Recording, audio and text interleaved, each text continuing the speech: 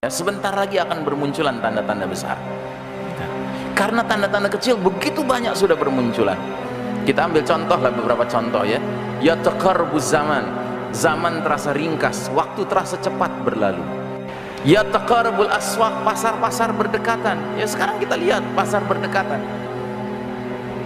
Yang besar-besar ya, plaza, mall itu berdekat-dekatan. Yang kecil-kecil, ya nggak tahu kalau di Surabaya, kalau di Jakarta dan sekitarnya, Indomart, Alfamart, Indomart, Alfamart 212, Indomart, Alfamart, Indomart, Alfamart 212 gitu ya. Yang kecil-kecil pasar-pasar itu berdekatan. Gitu. Ini sudah terjadi sekarang. Jadi sudah banyak sekali tanda-tanda kecil yang bermunculan. Maka tidak mengherankan kalau pengamat akhir zaman bilang kita harus sudah mulai siap-siap menghadapi alamatul kubra, tanda-tanda besar.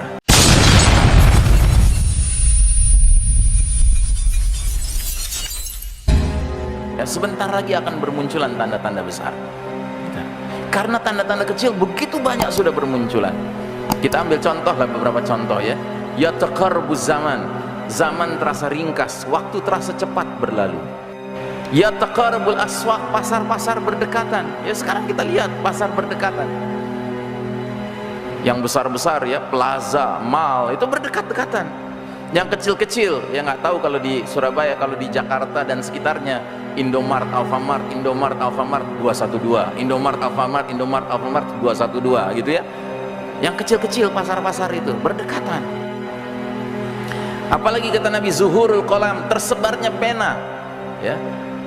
Pena kita hari ini bukan yang model pena begitu. Pena kita hari ini Pak, benda ini nih pena kita, alat tulis kita ini. Jadi Nabi mengatakan di antara ciri sudah dekatnya kiamat, zuhurul qalam, tersebarnya pena. Orang di mana-mana sibuk menulis, sambil naik ojek menulis, sambil naik angkot menulis, sambil mengemudi menulis, begitu lampu merah. Jadi tanda-tanda kecil tuh banyak sekali. Belum lagi yang sifatnya sosial. Waktu minal khain wa khuwinal amin. Pengkhianat dipercaya, diangkat jadi pemimpin. Sebaliknya orang yang amanah di framing, dikriminalisasi, ya kan, dituduh sebagai pengkhianat. Gitu. Ini sudah terjadi sekarang. Jadi sudah banyak sekali tanda-tanda kecil yang bermunculan.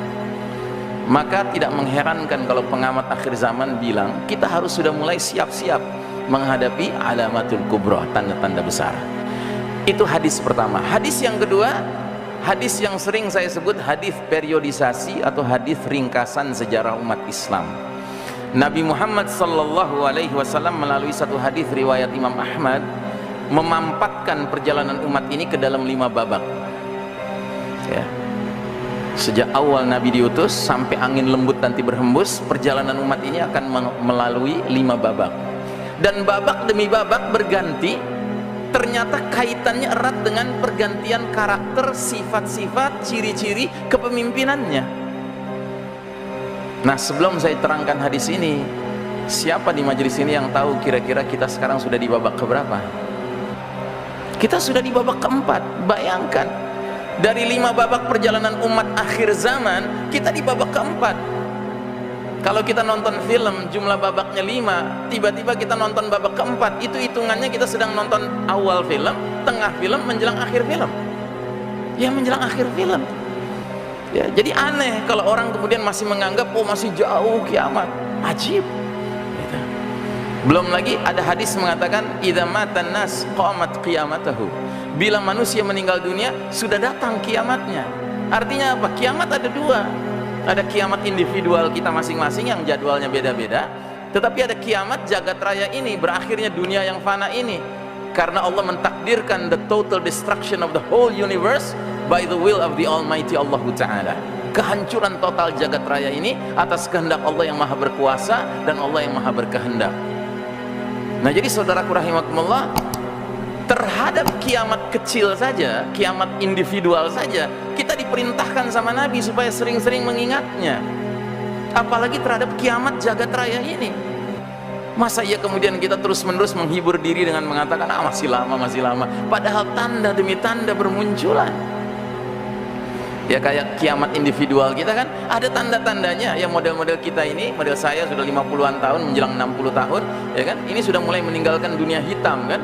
Ini kan tanda bahwa kiamat individual saya sudah dekat ini. ya kan? Mulai sakit-sakitan, mulai tadi naik tangga, beberapa anak tangga dengan Syekh Baraja, ya kan, udah mulai napasnya ngeh-ngeh gitu kan. Nah ini juga dunia juga begitu, ini tanda-tanda muncul. Apa tanda-tanda ini nggak kita lihat?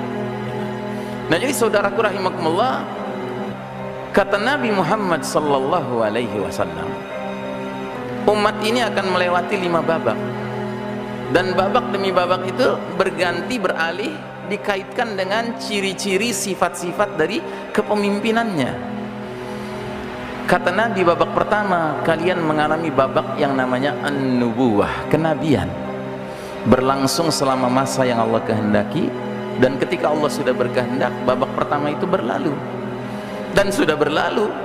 Babak kenabian tidak berlangsung lama, dia hanya berlangsung 23 tahun.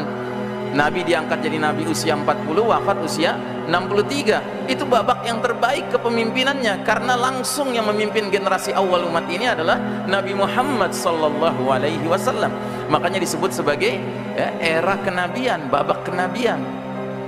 Ini babak kepemimpinan terbaik sepanjang sejarah umat manusia, bukan umat Islam saja.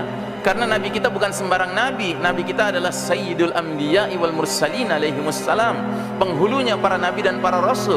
Berarti ketika beliau menjadi pemimpin, itulah pemimpin terbaik sepanjang sejarah Bani Adam. Belum ada tandingannya.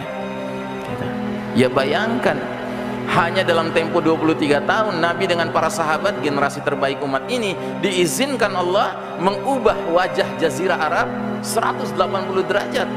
Yang tadinya tenggelam dalam zulumatil jahiliyah, kegelapan jahiliyah, hidup di dalam naungan nurul Islam, cahaya Islam.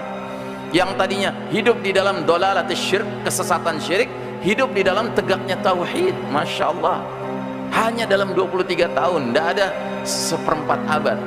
Belum lagi ini hitungannya hijriyah pula, Qamariyah, ya.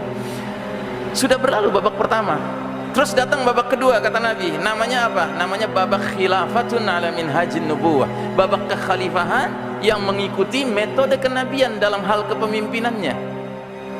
Itulah babak yang kata Nabi, setelah aku wafat akan muncul al-khulafa'u thalathuna aman wa ba'da dzalika al-muluk. Setelah aku wafat, kata Nabi, akan muncul para khalifah 30 tahun, dan sesudah itu raja-raja bermunculan. Nah jadi babak kedua adalah babak kepemimpinan terbaik setelah Nabi Muhammad SAW, terdiri dari para sahabat pilihan, sahabat-sahabat utama. Mereka dijuluki Khulafaur Rasyidin, khalifah-khalifah yang lempeng, kata orang Betawi, lurus, ya, adil, jujur, bijaksana, nyunnah, istiqomah kepemimpinannya. Siapa mereka? Abu Bakar As-Siddiq, Umar bin Khattab, Utsman bin Affan, Ali bin Abi Thalib, dan Hasan bin Ali. Kalau kita jumlahkan total kepemimpinan 5 sosok ini, persis 30 tahun. Kalau kita kurangi satu saja, nggak bulat 30 tahun. Kita kurangi kepemimpinan Hasan bin Ali misalnya, berarti 30 tahun kurang 7 bulan. Sedangkan Hasan memimpin persis 7 bulan. Jadi genap 30 tahun. Dan qadarullah, 5 sahabat utama ini ternyata 5-5-nya punya hubungan khusus dengan Nabi kita. Abu Bakar dan Umar apanya Nabi? Mertuanya Nabi. Mereka menikahi, mereka mempunyai anak putri yang dinikahi oleh Nabi sehingga menjadi Ummul Mukminin, ibundanya orang-orang beriman. Utsman dan Ali apanya Nabi? Menantunya Nabi. Mereka menikahi putri-putri Rasul. Sedangkan Hasan apanya Nabi? Cucunya Nabi. Dan kita Ahlus Sunnah wal Jamaah punya keyakinan kuat dari Hasan bin Ali inilah, entah generasi keberapa di bawah beliau, akan hadirnya Al-Mahdi, Amirul Mukminin fi akhir zaman.